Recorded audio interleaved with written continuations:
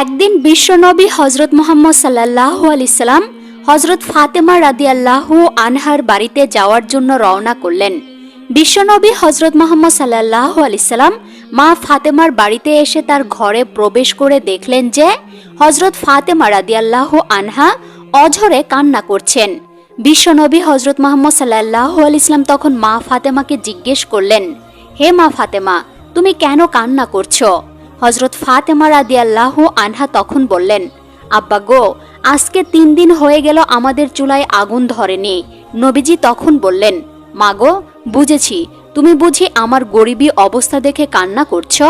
হজরত ফাতেমা রাদিয়াল্লাহু আনহা তখন বললেন, না আব্বাজান, আমি আপনার গরিবী অবস্থা দেখে কান্দি না। আব্বা গো, আজকে 3 দিন যাবৎ আপনার আদরের নাতি হাসান হুসাইন না খাইতে পেরে 2 ভাই গলাগলি করে কান্না করছে। বিশ্বনবী হজরত মুহাম্মদ সাল্লাল্লাহু আলাইহি সাল্লাম মা ফাতেমার মুখে এই কথা শুনে সাথে সাথে হজরত ফাতেমা রাদিয়াল্লাহু আনহার ঘর থেকে বেরিয়ে পড়লেন। নবীজি হজরত মুহাম্মদ সাল্লাল্লাহু আলাইহি সাল্লাম তখন সামনের দিকে হেঁটে চলেছেন, আর কোনো কাজ পান কিনা তা খুঁজে খুঁজে দেখছেন। কিছু দূর যাওয়ার পর দেখতে পেলেন যে একজন ইহুদি কুয়া থেকে পানি উঠিয়ে তার ক্ষেতের মধ্যে দিচ্ছেন। নবীজি হজরত মুহাম্মদ সাল্লাল্লাহু আলাইহি সাল্লাম তখন ওই ইহুদির কাছে গিয়ে বললেন, ভাই, আমাকে একটা কাজ দিতে পারবে? আমি কাজ করতে চাই, বিনিময়ে তুমি আমাকে কিছু খেজুর দিলেই হবে।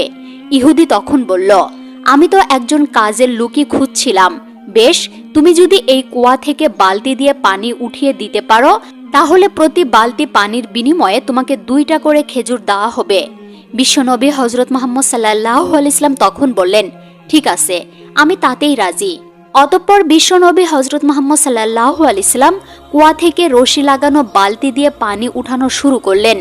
যে নবীকে সৃষ্টি না করলে দুনিয়ার কোনো কিছুই আমার আল্লাহ সৃষ্টি করতেন না, সেই নবীও আজকে মেয়ে এবং নাতিদের ক্ষুধার জ্বালা মেটানোর জন্য কাজ করেই চলেছেন।